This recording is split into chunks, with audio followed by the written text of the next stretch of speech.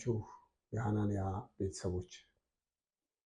ዛሬም እግዚአብሔር እየረዳን ወደ የሚቀጥለው 9ኛ ትምህርት ላይ ደርሰናል። ቸርች አድሚኒስትሬሽን ወይንም ቤተክርስቲያን አስተዳደር የሚለውን ትምህርት ዛሬም እንቀጥላለን። ጌታ ይረዳናል። ባለፉት ትምህርቶች እንደተጠቀማችሁ እርግጠኛ ነኝ። ደግሞም በዚህ አገልግሎት እንድትጸልዩ እግዚአብሔር መምህራንም ኮሌጁንም እንዲረዳ አደራ እያልኩኝ ጊዜውን ለእግዚአብሔር አሳልፈን እንድንሰጥ ጸልያለሁ።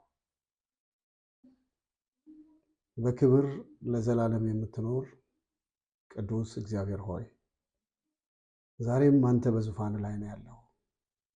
ቅዱሱን መንፈስህን ደግሞ ወደኛ የላክ አምላካችን አሁንም እግዚአብሔር ሆይ ያንተን ቃል ሊገልጥ ያንተን ቤትህን ለማስተዳደር እንዲህ አድርጉ ሊል የሚችል አንዳች ሰው ስጋ ለባሽ የለምና ባክህን እንደ ቃልህ ምከረን፣ ባክህ እንደ ቃልህ አስተምረን።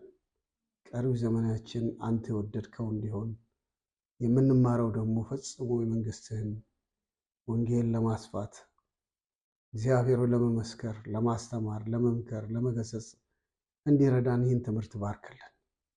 በሚሆነው ነገር ሁሉ ክብሩን አንተ ጠቅልለህ ውሰድ። ስለሰማህን ተባረክ። ቀሪ ጊዜያችን ሁሉ በእጅ አሳልፈን ሰጠን። በጌታ በኢየሱስ ስም አሜን። እንግዲህ ወገኖች ባለፈው እንዳነሳሁት በተለይ አንድ መጋቢ በግል ሊኖረው የሚገባውን ህይወት አንደኛ ጢሞቴዎስ ምዕራፍ 3 ከቁጥር 1 እስከ 7 ሙሉን ለማብራራት ብዙ ሞክሬያለሁ። እንደገና ወደ ውስጥ ገባ ብለን በተራ በተራ 3 ክፍሎችን በተለይ ምን በዛ ክፍል ውስጥ እንደተጻፈ ለማየት ሞክረናል። አራተኛው በተለይ ልከኛ መሆን አለበት፣ ራስን የሚገዛ እንግዳ የሚቀበል መሆን አለበት በሚል አንደኛ ጢሞቴዎስ ምዕራፍ 3ን በደንብ እያየን ነበረ የነበረው።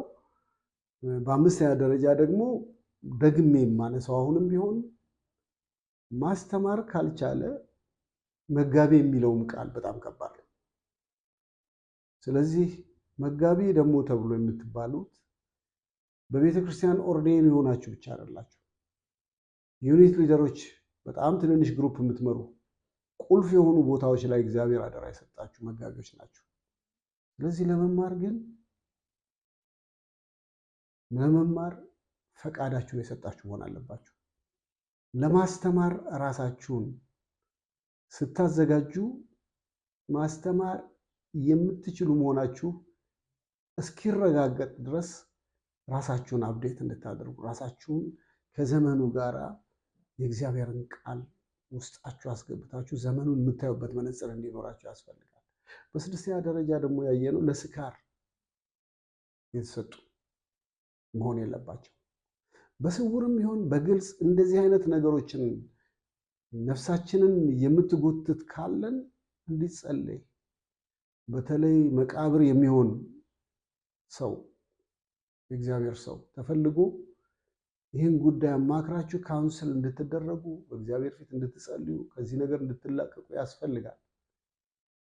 መጀመሪያም ግን በዚህ ነገር ላይ ያልተያዛችሁ ደግሞ በዚህ ነገር እንዳትጠመዱ መጠንቀቅ ያስፈልጋል። አስተዳደራዊ ስራ ላይ ጉድፍ እንዳይኖር ከመሪ አካል ከአስተዳደራዊ አካል የሚጠበቅ ስለሆነ አንድ መጋቢ የእነዚህ ሁሉ መሪዎች ስለሚሆን ይህንን አጥብቀን ልናስተምር፣ ልንመክር፣ ወደፊት ለሚመጡት ሁሉ ይህንን ልናሳይ ያስፈልጋል። እንግዲህ ሌላው ለጠብ ወይም ለአመፃ እድል የማይሰጥ ነገር ግን የዋህ መሆን እንዳለበት ነው። ሰዎች አንዳንዴ በተለያየ ጊዜ ይጋበዙብናል። ባለፈው ያነሷቸው ነገሮች አሉ። አካላዊም ጦርነት ሊያመጡብን ይችላሉ። ስለዚህ ንዴታችንን ወይም በውስጣችን ያለውን ነገር መቆጣጠር የምንችልበትን ጸጋ ከእግዚአብሔር መለመን ያስፈልጋል። ከዚያ በተረፈ በተለይ ገንዘብ የክፋት ስር ነው የሚለው የእግዚአብሔር ቃል መርሳት የለብንም። ብዙ ሰው በዓለም ላይ የምንሰማቸው ወሬዎች ወደ እግዚአብሔር ቤት እየጠለቁ የገቡት ከገንዘብ የተነሳ ባልና ሚስት ይለያያሉ። ከገንዘብ የተነሳ ወንድምና እህት ይለያያሉ። ከገንዘብ የተነሳ አባትና ልጅ፣ እናትና ልጅ ይለያያሉ። እነዚህን ግን ማን ነው የሚያስታርቀው? ገንዘብ የሚወድ ሰው ማስታረቅ አይችልም። ስለዚህ በተቻለ መጠን ገንዘብን የማይወዱ የሚለው ሐዋርያ ጳውሎስ የጠቀሰው ቃል ለቁስ ነገሮች የማይገዙ ማለት ነው። ከእግዚአብሔርም ከሰው ቁጥጥር አለበት መጋቢ ወገኖች። ሰው ያየናል፣ እግዚአብሔር ያየናል።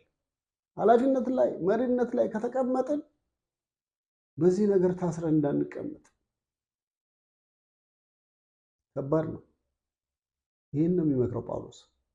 በዘጠነኛ ደረጃ በተለይ አዲስ የሆነ ሰው በተለይ እግዚአብሔር ቤት ያላችሁ ሰዎች እንደው አንድ ኮሌጅ ተምሮ መጥቷል ብላችሁ ኃላፊነት ላይ ባታስወጡም እሱም ደግሞ ለዚህ ነገር ቪክቲም እንዳይሆን አዲስ ክርስቲያን ከሆነ አደራ ማለት እፈልጋለሁ። እግዚአብሔርን ቃል ማወቅ ብቻ አይደለም፣ በህይወት ማለፍ ያስፈልጋል። ትዕግስት በህይወት ውስጥ አለ። ትዕግስት በመከራ ውስጥ አለ። ብዙ ነገር አሸንፎ ማለፍ ለሌሎች ትምህርት ህይወት መሆን ይቻላል። ስለዚህ መጋቢ ምን መሆን የለበትም? ገና አዲስ ጀማሪ ክርስቲያን መሆን የለበትም። እገሌ ይህን ያህል ተምሯል፣ እዚህ ሀገር ነው የተማረው፣ ይሄ ሀብት አለው፣ በሀብቱ በእውቀቱ ወይንም ደግሞ በውበቱ ወይም በተግባቢነቱ አይደለም፣ በህይወቱ ተቀርጿል። ከዚያ ባለፈ መቼም በጣም አጽንኦት የምንሰጠው ነገር ቢኖር ቤተሰባቸውን የሚያስተዳድሩ የሚለው ነገር እሱ እኮ ምን ቤተሰቡን የምንባል መሆን የለበትም።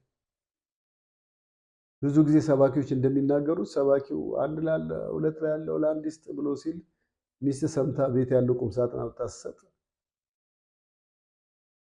ሲመጣ ሲያጣው ለምንድን ነው እናደረግሽው አላት። ብዙ ጊዜ ሰምታችሁታል ይሄን ቃል። እንደዛ ስትሰብክ አንድ ላለው አንድ ሁለት ላለው ለአንድ ስጥ ብለህ ሰበክ፣ ስለዚህ መጥቼ ሰጠዋል። ስብከቱ እኮ ለኔ አይደለም ለህዝቡ ነው ብሎ አለ ይባላል። መጋቢ እንደዛ አይደለም ማለት የሚናገረው መኖር አለበት።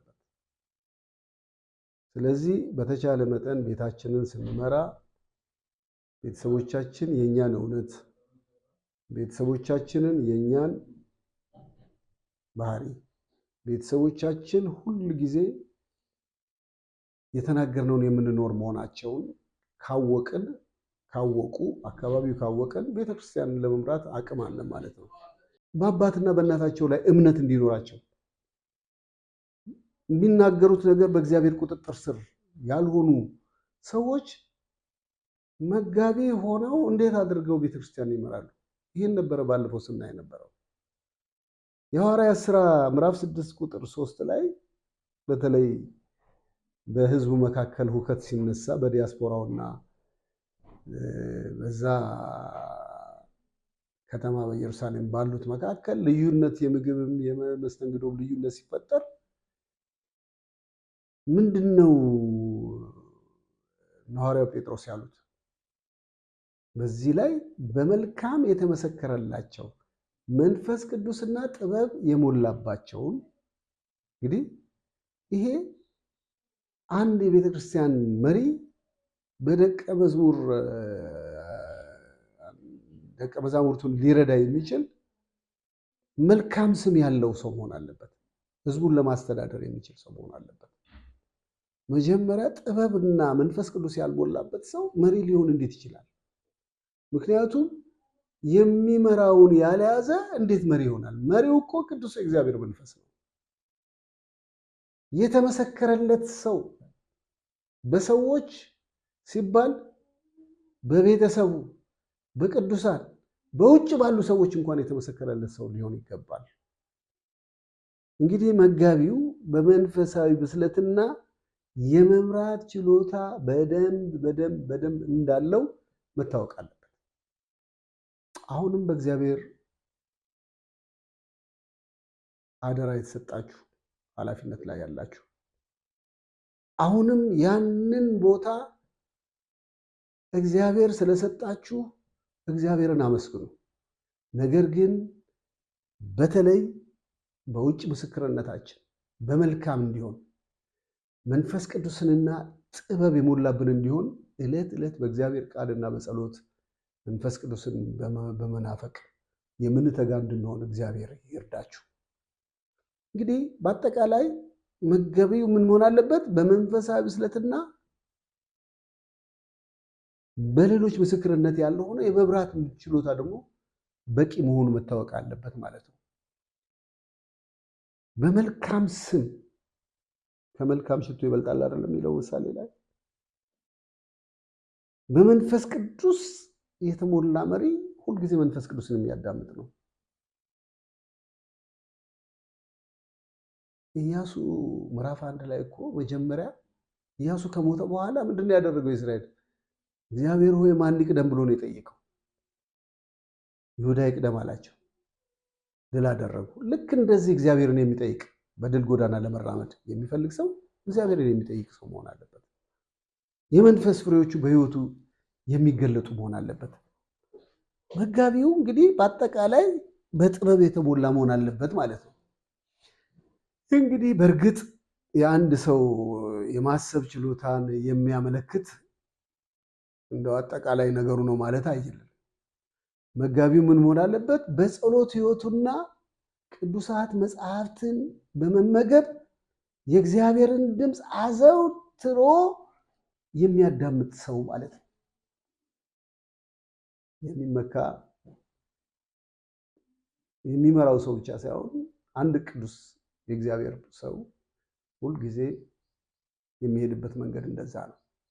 በቲቶ ምዕራፍ 1 ከ6 እስከ 9 ላይ ያለውም ስታነቡት ሐዋርያው ጳውሎስ ለአንድ ወጣት አገልጋይ የመጋቢነት ባህሪ መገለጫዎችን ዝርዝር አድርጎ ሲያስቀምጥ ታያላችሁ። በመጀመሪያ መጋቢዎች ቤታቸውን በስርዓት መያዝ እንዳለባቸው እዚህ ክፍል ውስጥ አጥብቆ ይናገራል። እስካሁን ድረስ ስለ መጋቢ ነው እየተናገርን ያለነው። ቅድም የተባለውን ነገር በተለይ በጢሞቴዎስ ላይ ድጋሜ የተናገርኩትን ነገር እዛ ላይ ይደግመዋል። ለትዳር ጓደኞቻቸው ታማኝነት የሚያሳዩ መሆን እንዳለባቸው ነው የሚናገሩ። ልጆቻቸው አማኞች መሆን እንዳለባቸው፣ በአመፅ የማይከሰሱ እንዲሁም ይህ ማለት ምን ማለት ከነቀፋ በላይ ለመሆን ምን ማድረግ አለባቸው? አሁን እዚህ ላይ ቲቶ ላይ የሚናገረው ነገር ምንድነው? ከነቀፋ በላይ ለመሆን ከመጠን በላይ ምን ያስፈልጋል? የእግዚአብሔርን ጸጋ ጠግ በመለመን ታጋሽ መሆን ያስፈልጋል። ገፊ አለመሆን፣ ተንኮለኛ አለመሆን።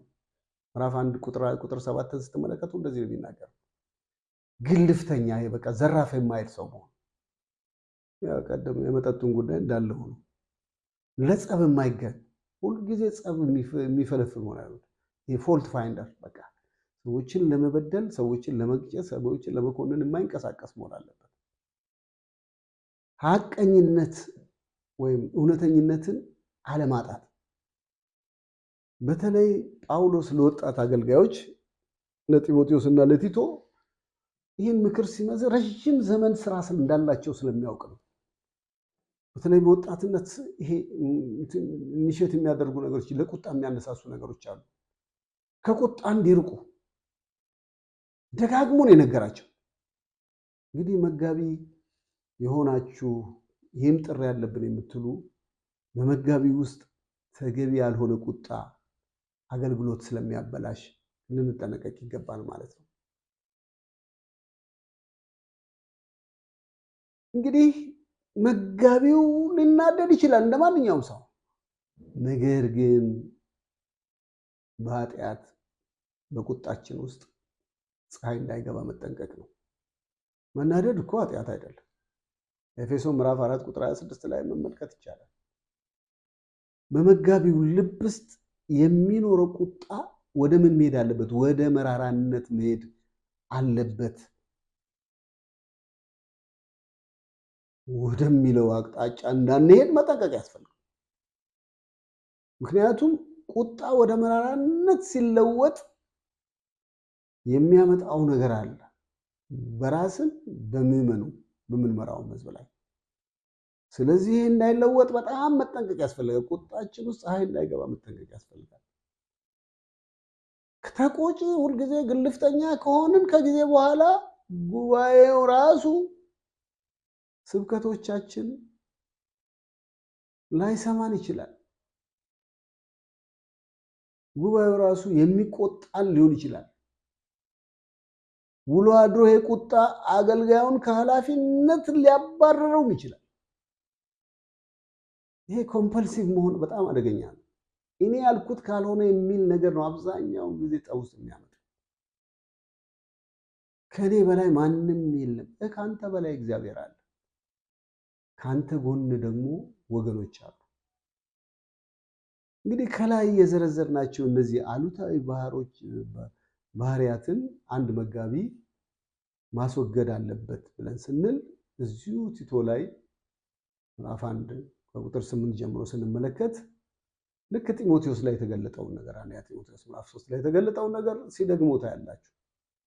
ለዚሁ ለወጣቱ የሚመክረው ለእኛም ምክር የሚሆን እንግዳ ተቀባይ ሁን፣ መልካም የሆኑትን ውደድ፣ አስተዋይ ሁን፣ ገንዘባቸውን ሲያወጣ ገንዘብ ሲቀበል ሲያወጣ አንድ መጋቢ ምን መሆን እንዳለበት ጥንቃቄ መያዝ እንዳለበት በተለይ ንግግራቸው የተቆጠበ እንዲሆን ከአንደበታቸው ክፉ እንዳይወጣ ይመክራል። ሌላው ደግሞ የአኗኗራቸው ያመጋገባቸው ኑሮ በጥንቃቄ ልማዳቸውን መጠቀም እንዳለባቸው። በተረፈ መሪ ስንሆን ውሳኔ የምንሰጥ ሰዎች እንሆናለን። ይህ ውሳኔ የምንሰጠው ነገር ፍትሃዊ ካልሆነ አደገኛ ነው።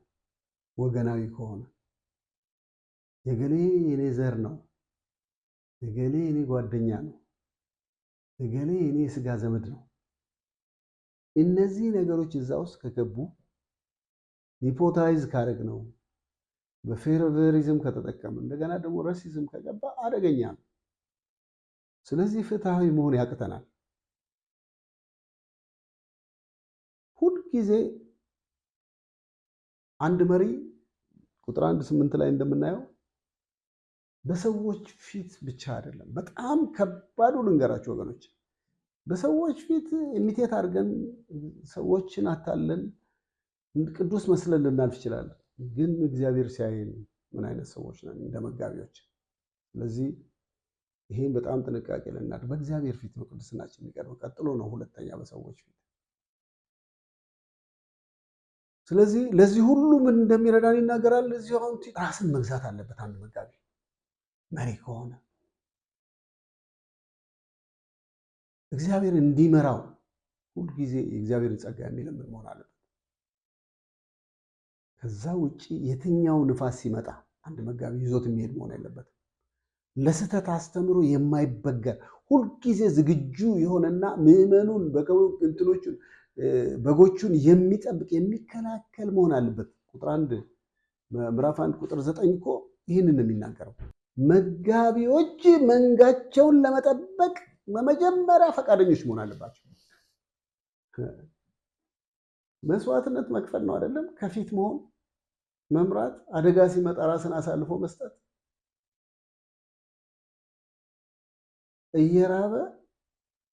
እየራበው እሱ ሳይጠግብ ለሌሎች እንዳይራቡ የሚደርስ አይደለም።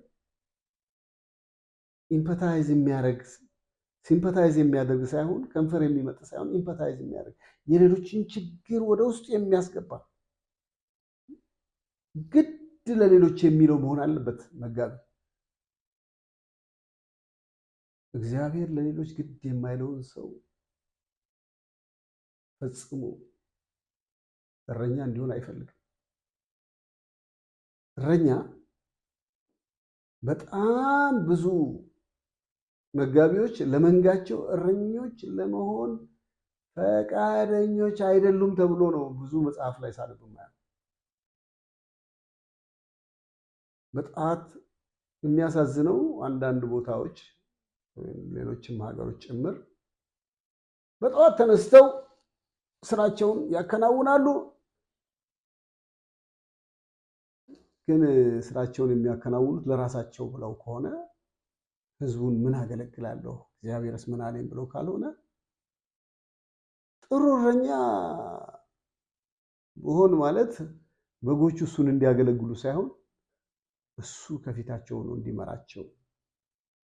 በእውነት ህዝቡን መውደድ አለበት፣ ፍቅሩን መግለጥ አለበት። የከንፈር ሳይሆን ሲምፐታይዝ ማድረግ ሳይሆን ኢምፐታይዝ ማድረግ፣ ውስጡ ማስገባት፣ ህዝቡን ኮምፓሽን ርኅራኄ ሊኖረው ያስፈልጋል። መጋቢ በመንጋው ላይ አምባገነን መሆን የለበትም። በዚሁ በጴጥሮስ ላይ ምዕራፍ 5 ቁጥር 3 ላይ የምናየው እንደዛ መሆን የለበትም። ዮሐንስ ወንጌል ምዕራፍ 13ን ስንመለከት ከ5 እስከ 7 መሪዎች አገልጋዮችን ስንመለከት ጌታ ኢየሱስ ክርስቶስ የተናገረው ሌላ ነው፣ ብዙዎች የሚሆኑት ሌላ ነው። ስለዚህ መጋቢው የሚሰራው ስራ ሊኖረው ይገባል። ምንድነው መስራት ያለበት? መጋቢው በጣም መጋቢዎች አሁንም በአመራር ላይ ያላችሁ መጋቢዎች ብዙ ኃላፊነቶች አሉባችሁ። ራሳችሁን ለዚህ ደግሞ እግዚአብሔር ያዘጋጃችሁ ሰዎች ብዙ ኃላፊነት፣ ከራስ ወዳድነት ኃላፊነታችሁን እንዳትረሱ እግዚአብሔር ይርዳል። እግዚአብሔር ይርዳችሁ። ሕዝቅኤል ውስጥ ስትመለከቱ ሕዝቅኤል 34 ከ2 እስከ 5 ድረስ ስናነብ ነቢዩ ስለ መጥፎ እረኛ ነው ጠንከር ያለ መግለጫ ነው። አንብቡት። 34 ሕዝቅኤል ከ2 እስከ 5 ስለ መጥፎ እረኛ ነው። በጣም ጠንከር ያለ መልእክት ነው የሚያስተላልፍ። እግዚአብሔር ከዚህ ክፉ ነገር ይጠብቃችሁ፣ ይጠብቀን ሁላችን። የመጥፎ እረኛ መለኪያ ምንድን ነው ብለን ስንጠይቅ ሕዝቅኤል እንደ ራስ ወዳድነት ነው የገለጸው። አጠቃላይ ሰልፍ ሴንተርድ ኢጎ፣ የራስ ወዳድ መንፈስ የመጋቢዎች ምልክት መሆን የለበትም። ሌሎችን ከመንከባከብ በፊት ራስን መንከባከብ ስፔር ዴንጀርስ። በዛም ብዬ በዚህም ብዬ እኔን በምድራዊ ነገር ተራራ ላይ ለማውጣት የምሞክር እና ህዝቡ ወደታች ቁልቁል የማይ ከሆነ ዋው! እግዚአብሔር ከዚህ ክፉ ነገር ይጠብቅ። ብዙውን ጊዜ እንደዚህ አይነት መጋቢዎች መፈክራቸው መጀመሪያ እኔ ነው የሚሉት። እኔ ነው ሁሉ ነገር፣ በሚበላው በምርጥ በሆነው ልብስ፣ ምርጥ በሆነው መኪና፣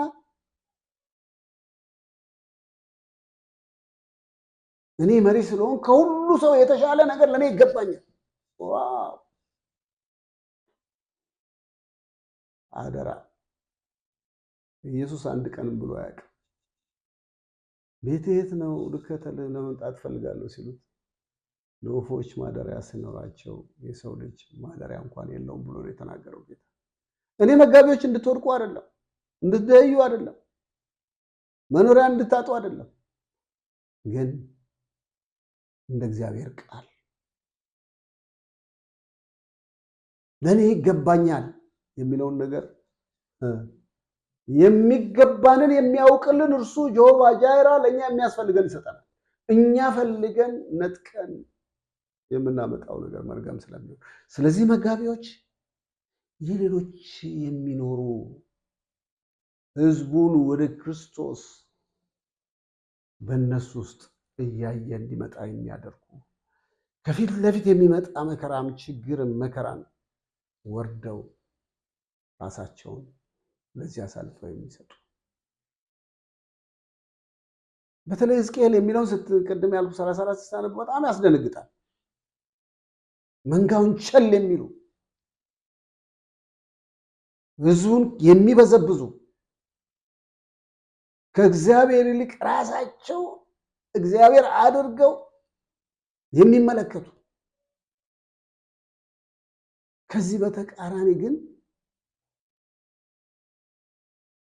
ጥሩና መልካም እረኞች በምድር ላይ እንዳሉም የእግዚአብሔር ቃል ይናገራል። ለእግዚአብሔር መንጋ ሲሉ ራሳቸውን አሳልፈው የሰጡ እጅግ በጣም ብዙ መሪዎች አሉ። አሁንም የሚሰጡ አሉ። አንደኛ ተሰሎንቄ ምዕራፍ 2 ከቁጥር 3 እስከ 12 ስትመለከቱ ይህንን በደንብ ታያላችሁ እዛ ውስጥ። በዚህ ውስጥ ጳውሎስ የተሰሎንቄን ቤተክርስቲያን ያለ እረፍት ምን ያደርግ ነበረ? እንዴት አይነት መጋቢ ነው! ያገለግል ነበር።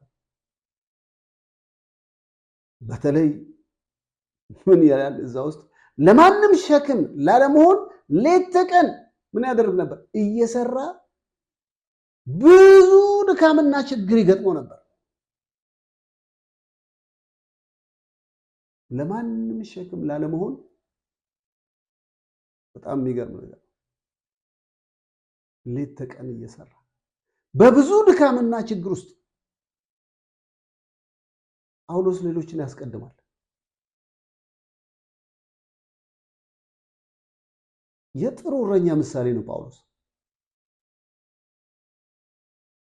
እንግዲህ ሕዝቅኤል ቅድም ያነሳሁት ሕዝቅኤል ምዕራፍ 34 ቁጥር 2 እስከ 3 ያለው ነገር ጳውሎስ ከዚህ ተቃራኒ ነው። የመጀመሪያው የጳውሎስ ስራ ወይም የእረኛ ስራ ደካሞች እንዲጠነክሩ ማለት ነው። የበረታውን ብቻ ሰብስበን የደከመውን ረግጠን እንድንጥል የእግዚአብሔር ሐሳብና ፈቃድ አይደለም። እዚህ ላይ ነቢዩ የሚናገረው እዛ ላይ በአካል ደካማ የሆኑትን ሳይሆን በመንፈሳዊ ያልበሰሉትን ሰዎች ነው እዛ ውስጥ እየተናገረ ያለ። ብዙ ነገር ያላቸው መንፈሳዊ ነገራቸው የሞተ ሰዎች ጳውሎስ ደካሞችን እንዲረዱ ነው የሚፈልገው። እዚህ ተሰሎንቄ ምዕራፍ 5 ቁጥር 14 ላይ ምንድን ነው የሚለው? ስለ እነዚህን የጠቀሳቸው ሰዎች መልካም እረኛ እንዲሆኑ ነው ሊያጠናክራቸው የሚገባቸውን ነገሮች፣ ደካማ የሆኑትን ሊያነሳቸው፣ እነዚህን ሁሉ ያጠቃልላል። በመንፈሳዊ ደካማ የሆነ መሪ ወይም መጋቢ መንፈሳዊ ጠላታቸው እንዴት እንደሚጋፈጡና እንደሚያሸንፉ የሚያውቁ ናቸው። በንዴት፣ በምሬት፣ በድብርት፣ በጭንቀት ወይም ሌላ ነገር ውስጥ ተሞልተው ያሉ ሰዎችን መጋቢው እነዚህን ሰዎች እነዚህን የእግዚአብሔር ቤት በእግዚአብሔር ቤት ያሉ ሰዎችን ወደ ህይወት እንዲያመጣ በራሳቸው ህይወት ተሸንፈው የወደቁትን ሊያነሳ መንጋውን እንዲያሸንፍ መሰልጠን አለበት። ከዛ አልፎ ተርፎ ደግሞ ከበሱ ስር እንዲሰልጥነው ሌሎችን የሚያድኑ እንዲኖሩ ማድረግ አለበት።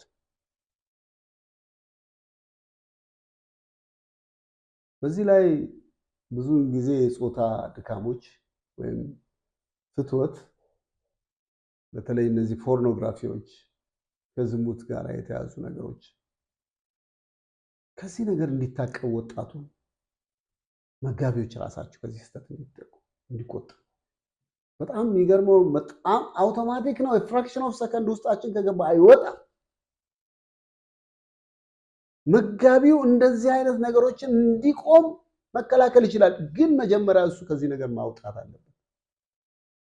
ይሄ በጣም ደካማ የሆነ ዘመኑን ኢንፍሉዌንስ እያደረገ ወደ ሌላ አቅጣጫ የሚመራ አእምሮን የሚይዝ ነገር ነው። መልካም እረኛ ለመንጋው እነዚህን ክፉ ምኞቶች እንዴት ማሸነፍ እንደሚችል ማስተማር መቻል አለበት። what is going on now in this post modernism? ምን እየተካሄደ ነው? በዚህ አሁን በድህረ ዘመናዊነት ውስጥ ምን እየተካሄደ ነው? ምን አይነት ፊሎሶፊዎች ናቸው እየተራመዱ ያሉት? እንዴት በጥበብ የእግዚአብሔርን ቃል ሽፋን አድርገው ሰተት ብለው ወደ ቤተክርስቲያን እየገቡ ነው? ይሄ ማለት መጋቢዎች እነዚህን ተመሳሳይ ፍላጎቶች ወይም ምኞቶች ያደርጋሉ ማለት አይደለም። በአጠቃላይ ግን አውቋቸው ሊያስተምሩ ያስፈልጋል። ግን መጀመሪያ እነዚህ ነገሮች ውስጥ ገብቶ ለማጥናት ምን ያስፈልጋል? ራስን ማጽናት ያስፈልጋል። በእግዚአብሔር ቃልና በእግዚአብሔር መንፈስ በእግዚአብሔር ጸጋ መጽናት ያስፈልጋል። ምክንያቱም አንዳንድ ጊዜ ለማስተማር ብለን ገብተን አንዳንድ ነገር ስንፈትሽ ይሄ ስጋ ሌላ አቅጣጫ እኛን መርቶ አእምሯችንን ይዞ ሊያደክመን ይችላል። በትልቅ ጉልበት ነው ዘመኑን መዋጀት የሚያስፈልገው። እውቀት ስላለን ችግር የለም ብለን የምንገባበት አይደለም። በተለይ በአካባቢያችን ያሉ ድካም የሚያመጡ ነገሮች ከመንጋው አንዳንዶቹን ትክክለኛና እግዚአብሔራዊ አርአያ ባልሆኑ ሰዎች እየነጠቀን ያለው ህይወታቸውን የሚመሩለት ሆነ የሚመስለው ሰው ይፈልጋል። ህዝቡ ይህን ይፈልጋል። መልካም እረኛ ጥሩ አርአያ ሆኖ እንዲታይ፣ በተለይ ለወጣቱ ለተተኪው ትውልድ ደቀ መዝሙር እንዲሆነው ማስተማር፣ መምከር፣ በህይወት መገለጥ ያስፈልጋል። በተለይ ወጣቶች ለትዳራቸው እንዳይፈተኑ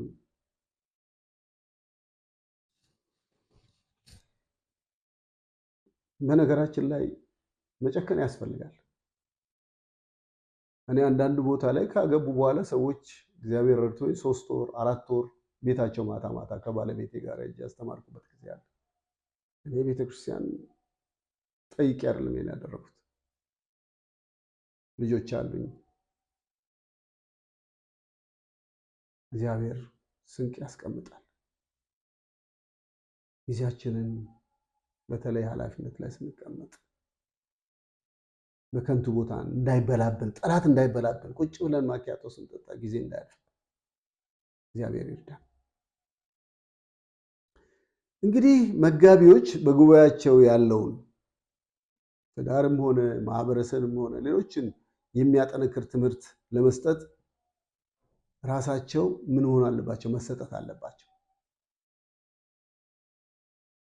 ሌሎች እንግዲህ እነዚህን ጸሎት፣ የመጽሐፍ ቅዱስ ጥናት ወይም እምነታቸውን የማካፈል እነዚህን የመሳሰሉ ነገሮችን በብርቱ በተለይ በአመራር ላይ ያለው ቡድን፣ ቤተክርስቲያን አስተዳደር ያለው ቡድን የፋይናንሱን፣ የማቴሪያሉን፣ ሌሎች ማናጅመንቶች እንዳሉ ሆነው መንፈሳዊው ነገር አልቲሜት ገቨርነር መሆን አለበት። የመጀመሪያው ቤተክርስቲያን አለ። ዓለም እኮ መንፈሳዊ ነገሯ ሲወድቅ ነው ፍልስፍና የሚወድቅ። ፍልስፍናው ሲወድቅ ነው ቴክኖሎጂ የዚህ መገልገያ ሆኖ ብዙ ወጣቶቻችንን አልፎ ተርፎ ትልልቅ ሰዎችን ሁሉ ከእግዚአብሔር ቤት የሚያወጣው። ስለዚህ ራሳችንን በተለይ በአመራር ላይ እግዚአብሔር አደራ የሰጠን ወደፊትም አመራር ልንሆን ራሳችንን እግዚአብሔር እያዘጋጀኝ ነው ብላ ውስጣችን ጥሪ ያላችሁ ሰዎች መጋቢ ስንሆን እንዴት ነው ሌሎችን ማጠንከር የምንችለው? ደካሞችን እንዴት ነው ማበርታት የምንችለው? የወደቁትን እንዴት ነው የምናነሳው? ቤተክርስቲያን በዚህ ነገር ላይ የምትሰራበት ስትራክቸር በምን ዘርፍ መሆን አለበት? በመጀመሪያ ደረጃ ይሄ በጣም ትልቅ ስራ መሆኑን እንዳንረሳ። አንዳንድ ጊዜ ሁሉ ነገር ለመጋቢ የተሰጠ አድርገው አገልግሎት በሙሉ የሚቆጥሩ ያልበሰሉ ክርስቲያኖች አሉ። ግድ የለም መጋቢ የሚረዳህን ሰው ከአጠገብ አታርቅ፣ የሚያግዝህን ሰው አጠገብ አታርቅ። ማን ነው በዚህ በኩል በህይወቱ የተመሰከረለት ሰው እኔን ሊያግዘኝ የሚችል ሰው? ኢየሱስ እኮ 12 ሰው መርጧል፣ ሂዱ ብሏል። ኢዝ ሞዴል ኦፍ አስ አልቲሜት ሞዴል። ስለዚህ ደካሞችን በማጠናከር ውስጥ እርዳታ ለማግኘት የሚፈልጉትም ሰዎች ሐዋርያው ጴጥሮስ የመጋቢውን ተግባር ምንድነው? ቅዱሳንን ለአገልግሎት ስራ ማስታጠቅ ነው ይላል ኤፌሶን ምዕራፍ 4 ላይ። ቅዱሳንን ምን ለማድረግ? ለአገልግሎት ማስታጠቅ። you can't do everything። ሙሴ እንኳን አልቻለም። ያን ህዝብ ዮቶር መጥቶ ሲመክረው እሺ ብሎ 50 አለቃ ሻለቃ ምናምን እያለ ኃላፊነትን አከፋፈለ። ጸጋቸውን ለይተን ቅዱሳንን እዚህ ኤፌሶን ላይ እንደተጻፈው ጳውሎስ እንዳለው እርግጥ ነው ሌሎችን ለአገልግሎት ማሰልጠን ጊዜና ጥረት ይፈልጋል። ግን አንቺ እኮ እርሱ እኮ በኃላፊነት ላይ ነው ያሉት። ብቻዬን እኔ ማለት አልችልም ማለት አለባቸው። እግዚአብሔር ልጅ ኢየሱስ ብቻ ነው እኔ ነኝ ማለት እንችል። እኛ ብለን ነው እኛ የምንኖረው። የአካሉ ብልቶች ነን። እሱ ራሳችን ነው። እንግዲህ ስለዚህ ምን ያስፈልጋል? ሁሉ ጊዜ በየጊዜው ስልጠና፣ ትምህርት፣ በረጅም ጊዜ ውስጥ ደግሞ መጋቢዎች ምን መሆን አለባቸው? የስራቸውን ሸክም የሚያቃልልላቸውን ሰዎች ማዘጋጀት ያስፈልጋል። ሌላው ደካሞችን በማጠንከር መጋቢው ወደ ነፃነት፣ እነዚህ ሰዎች ሲመሩ ወደ ትምህርት ይመጣሉ። ደካሞች ለጥንካሬያቸው በመጋቢው ላይ ሙሉ በሙሉ መደገፍ እንዳለባቸው አድርገው እንዳይወስዱ ራሳቸውን እንደሚችሉ ጌታ ከነሱ ጋር እንደሆነ በመጋቢው ሳይሆን በክርስቶስ ላይ እንዲመኩ ማስተማር አለባቸው። አንዳንድ ጊዜ we are trying to make them our dependent እንደዚህ አይደለም። እኛ እነሱ የኛ ጥገኞች እንዲሆኑ ሳይሆን በክርስቶስ ላይ ያላቸው እምነት፣ እሱን ለመከተል ያላቸው ውሳኔ፣ ከሱ ጋር የሚመጣው ጸጋ እንደሚያኖራቸው የማድረግ አቅም እንዳለ ማስረዳት ያስፈልጋል። ጳውሎስ በተለይ ለፊልጵስዩስ ሰዎች ሲጽፍ ምዕራፍ 4 ቁጥር 13 ላይ እንደዚህ ይላል፣ ኃይልን በሚሰጠኝ በክርስቶስ ሁሉን፣ አንድ አይደለም፣ ሁለት አይደለም፣ ሶስት አይደለም፣ ሁሉን እችላለሁ። መከራ ቢሆን እችላለሁ፣ ስድብ ቢሆን እችላለሁ፣ የሚመጣውን ነገር ቢሆን በክርስቶስ እችላለሁ። ስለዚህ በተለይ በመጋቢዎች አቅጣጫ ልናደርገው የምንችላቸውን ነገሮች ብቻችን እንደማናደርግ ነው እዚህ ላይ የሚነግረን። ሁሉን በምን እችላለሁ? በክርስቶስ። ለምን? ሁሉን የሚችል ስለሆነ። የታመሙትን ይፈውሳል፣ የታረዙትን ያለብሳል፣ አቅጣጫ የጠፋቸውን አቅጣጫ ያሳያል። ሰዎችን ወደዚህ ከመራናቸው እኛም እረፍት እናደርጋለን። ይህን ደግሞ የሚያሰማሩትን ከዛ ውስጥ ደግሞ አሳድገን የእኛን የሚተኩ ልናደርግ ተገቢ ነው። ሕዝቅኤል የጥሩ እረኛ ሁለተኛ ተግባር ምንድን ነው ብሎ የሚያነሳው የታመሙትን መፈወስ እንደሆነ እናያለን። ለታመሙት መጸለይ የማስራ ነው። የመጋቢው አገልግሎት አንዱ አካል ነው።